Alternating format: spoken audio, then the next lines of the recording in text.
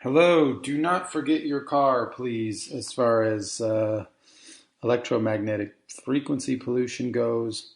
Depending on how much you drive, this could be very important.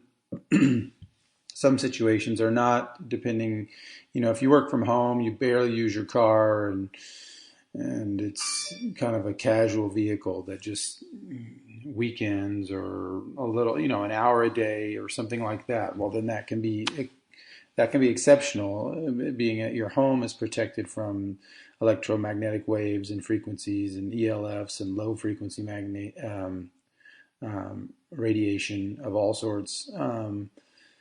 And so that can be an exception. But in general, it's good to investigate the car when you buy the car with the tri-field meter if you have electrosensitivity.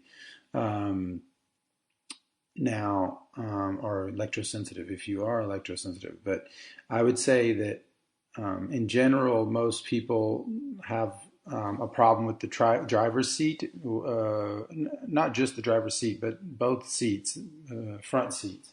And then the driver's seat being most important, that's where the driver is. And so a lot of people detect high milligauss readings on a magnetic setting for magnetic waves and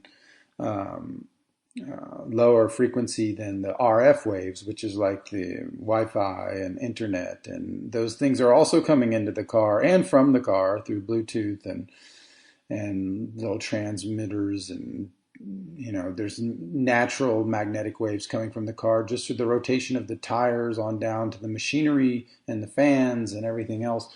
But there's more intense levels of the magnetic waves coming through the electrical components and how they run typically from the front to the back of the vehicle to power different rear axle steering or rear axle powertrain, drivetrain, or for many other reasons, depending on the car, especially like these new cars and electric cars and high battery operated cars. German cars too, G-Wagons, having batteries in the center console or behind the console in the back seat. So this is running all the wires to there. So that's coming through the console and the driver sits next to the console. So you have these kind of combinations everywhere. And then there can be added features to the car, trailers and winches and antenna systems, and so radio systems and different things that are all adding to that.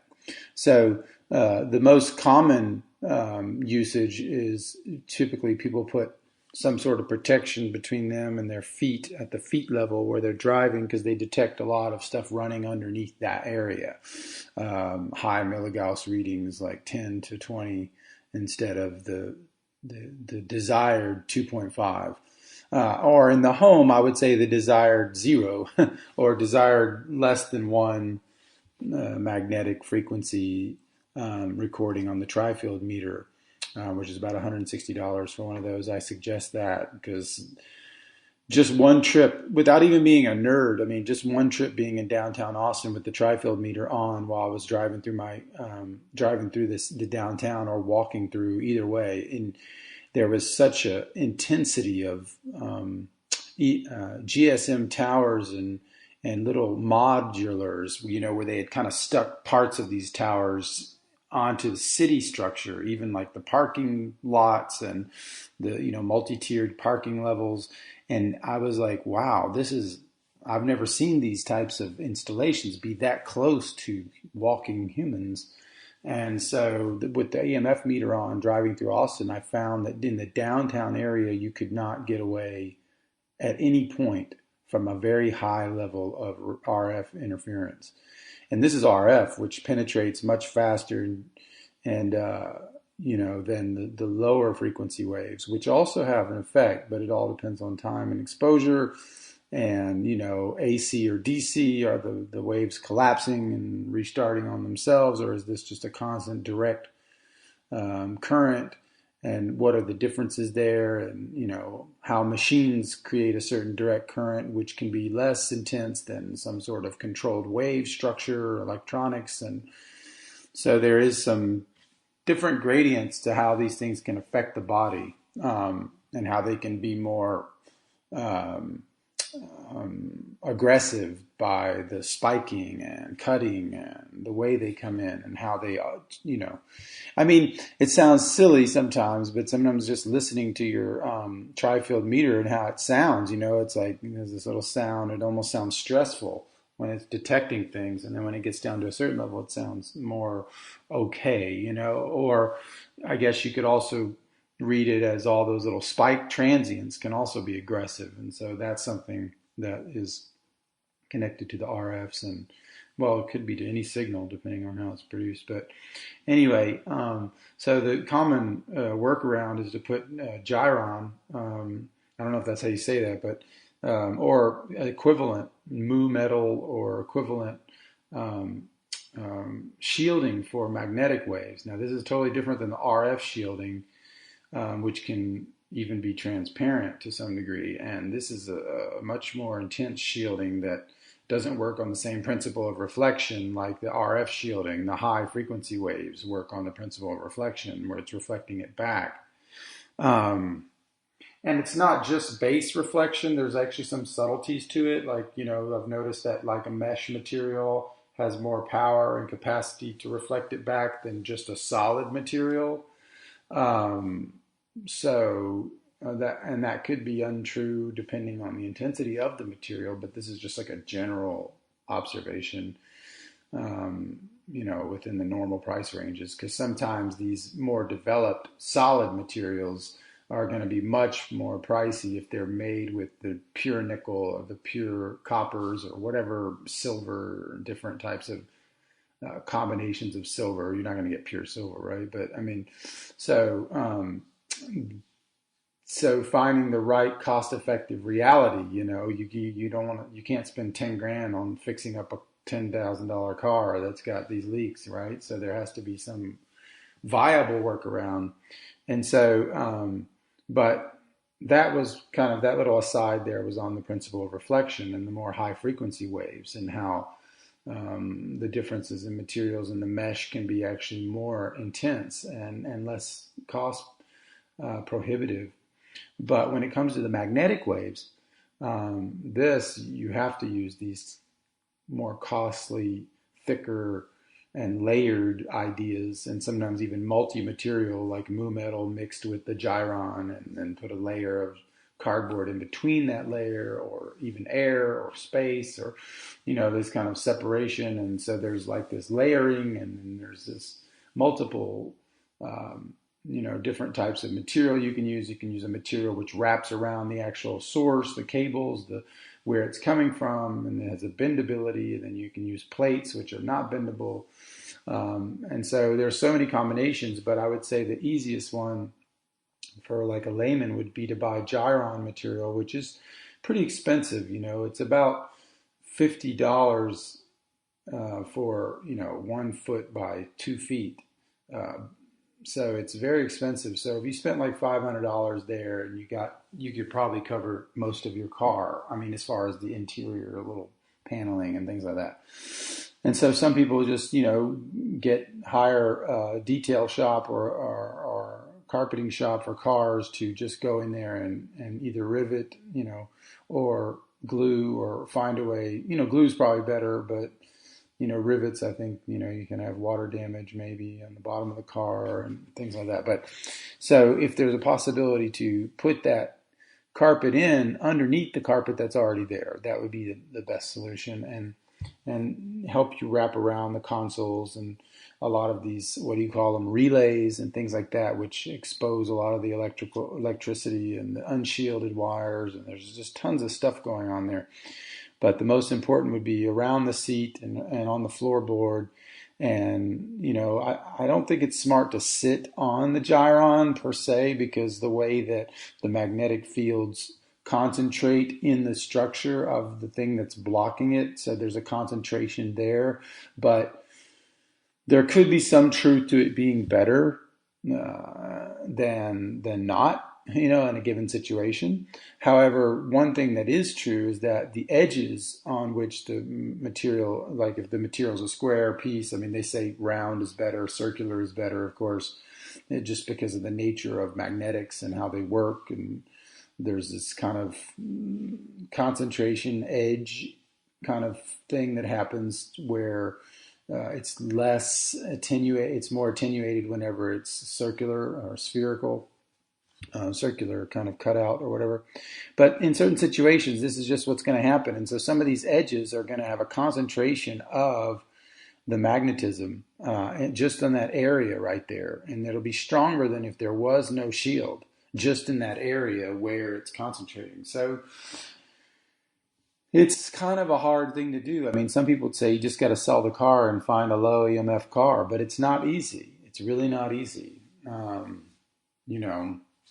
You know, I really wish with one of my last car purchases, I would have just been able to ask them to let me sit with the car for 10 minutes in privacy, so I could think about it and look at it and stuff in privacy. And so that probably would have been smart, but with the meters and everything. But so there is a way to work around this stuff, and being is that I use my car very infrequently and for short distances, and so it's okay.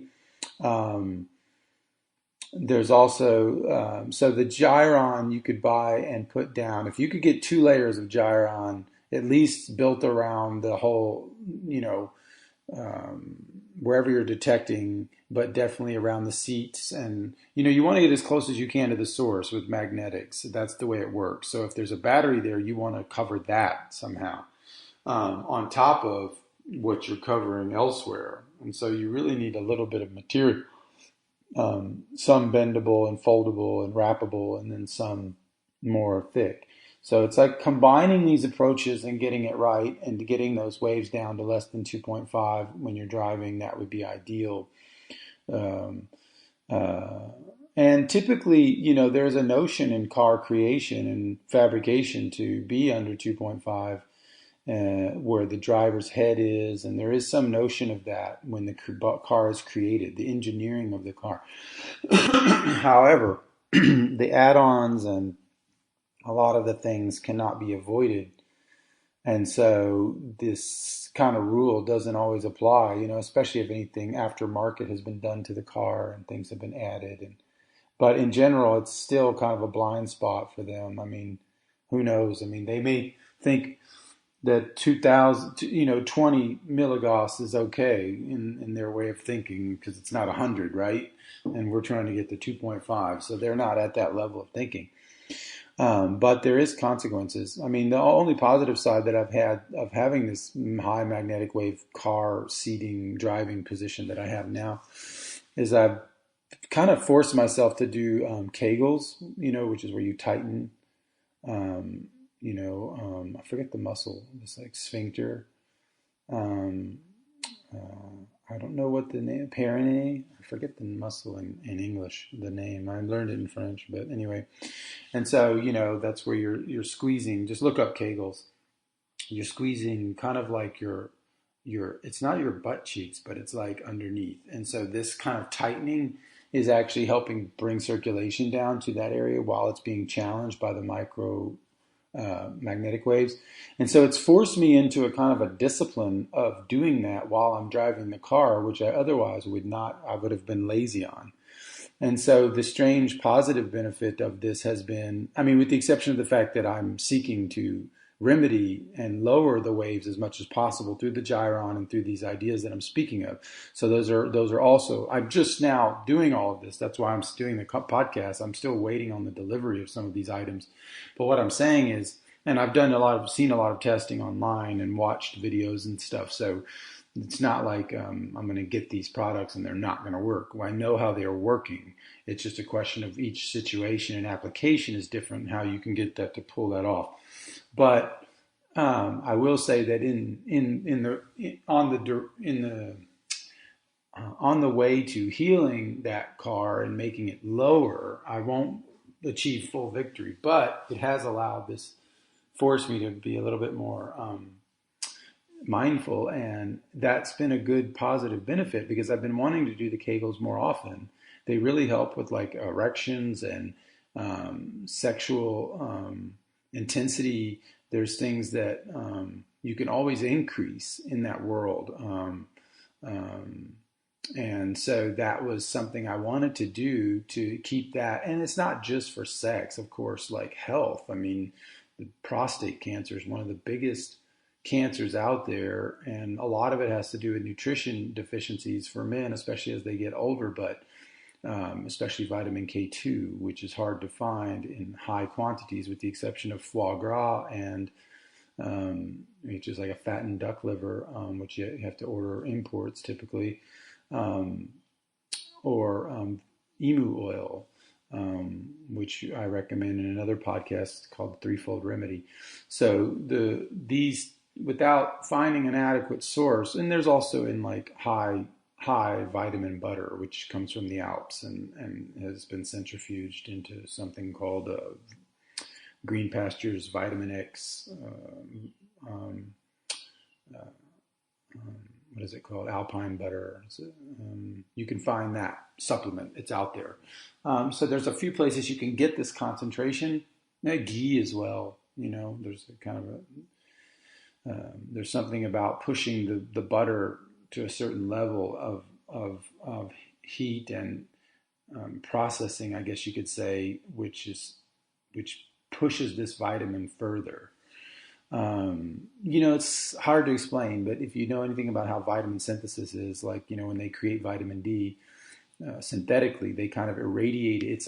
It's almost like they're doing what we do to bacon in the pan. We have to push that skin until it's like completely kind of fried, and then it has the right taste. Well, that taste that we're tasting with chicken or bacon or whatever it is, that skin is the vitamin D getting pushed to that level, to where it's at the level that tastiness is connected to the vitamin.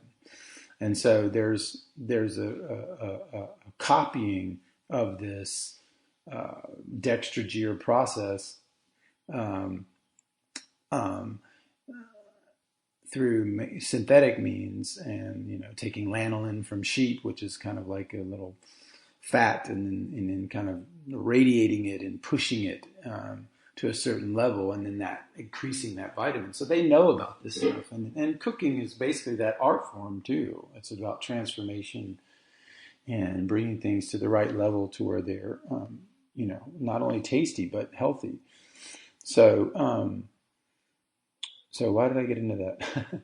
Oh yeah, so for the prostate, the prostate being such a key, that nutrition deficiency, but not only that, but also its own health. We don't take care of it, and there's kind of like a taboo around that whole section of the body. And so the Ayurvedic philosophy and medicine, they practice these type of Kegels, and this is a very integrated part of Indian medicine. Now we can learn from them. We can learn that from them, and then there is Americanized versions of all these things. None of it has to be outsourced to that degree. We just have to remember, the Greek calisthenics and all these things they were doing. These had some of that in there, and we've kind of forgotten about these movements, and so we're coming back to that to that. To not losing the observational power that nature, to not losing our observation of nature and what we've gained through that, the wisdom we've gained by observing nature and observing the natural world and how it functions. And so there's a need for this beyond just sexual prowess and all this kind of stuff, but it does help there too.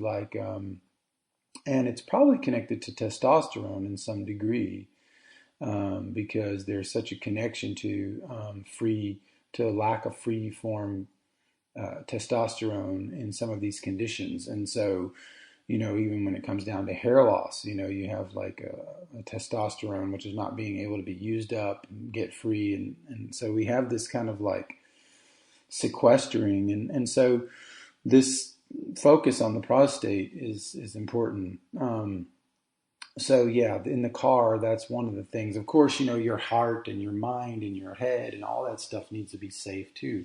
But there's, the lowest part of your body in the car is going to be the closest, the most affected by what's happening underneath the car and the consoles and everything. So finding a way to protect yourself from this, um, like maybe using some metal plates over the battery part if it's close to you, and then maybe some magnetic foil for wrapping around the cables throughout the consoles or underneath when you take them apart, and then putting a layer of the gyron underneath the floorboard and the seats and the carpeting that's lining the whole passenger side. I mean, driver's side. There you can start to get something interesting. And, if you're only using the car like I do, like 1 hour a day max, then you're fine because your home and your sleep and everywhere else is going to be free of that. So that's going to be, I mean, I don't like to say you're fine in that sense, but I do think that there's we can't avoid all of these things, and they're going to be increasingly difficult to avoid, I do feel. With the exception of your home and some safe space like that, you're going to be challenged when you go out into the world more and more. So there has to be some level of, um, resistance through for this type of protection, some sort of internal resistance through like the Kegels, and just different levels of resistance and different levels of things that one can do. So anyway, hopefully this podcast can help. We're going to tag it with prostate too, because I didn't really know we'd be talking about that. But anyway, um, let's see here. Yeah, that's important. Now, when it comes to your home, you do have to watch out for magnetic waves, and sometimes in the home, you will have to do a decoupling on your. If you detect these waves, sometimes you put the thing on the trifield meter on the floor and you just slide it, and you can see if it's like triggering. And sometimes it'll just shoot up because you're running over a piping system where they've grounded the electrical system to that grounding system there. This is like the history of how we ground things in a home, same as within a car, and they ground it to the electrical system. I mean, not, the plumbing system, not the gas system, but the plumbing system. And so then this can create problems too.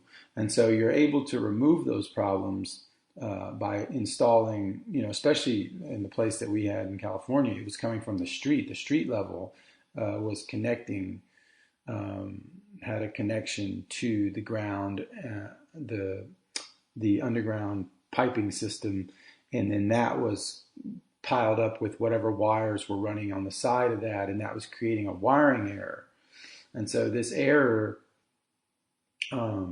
was eliminated by decoupling the piping system from the street, meaning we put a 6 or 10 inch piece of plastic that had to curve because there wasn't much room. So it was a curve in between the two input and output. So now we've cut off the electrical frequency of the grounding to the underground piping. Now you could say, oh, that's dangerous. But this home also had, or you can have installed, but it also had a serious stake in the ground for the grounding. It was like, I don't know if they're like 6 feet, but they're long stakes going into the ground. And then a lot of grounding was attached to that. So this was like redundant.